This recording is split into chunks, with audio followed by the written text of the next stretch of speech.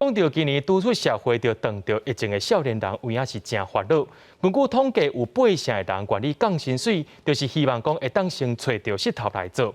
就学者建议少年人会当配合政府的青年就业辅导计划，也会当先考虑讲换别项兴趣做制造业相关的头路。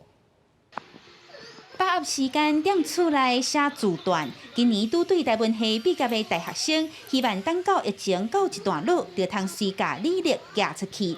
有啊，就烦恼诶，这样无头路啊，如果有生的开销要安怎？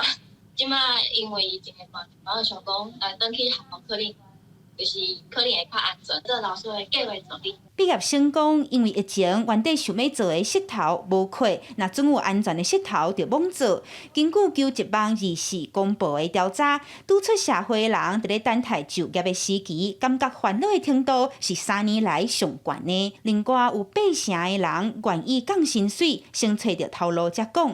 伫咧生活费这部分，若无其他的人支持，简单考大学欠的钱，平均当48天。毋过有4成的人，若毕业无头路，食清就会出问题。还是因为连续2年都碰上疫情的一个冲击哦，很多这个新鲜人向往的这个行业，那内需型产业工作机会其实是呈现急冻的情况。那个服务业这部分是做歹哈，但这部分就是以前咱少年人总爱去的产业，但是另外一方面制造业其实嘛还有职缺啦哈。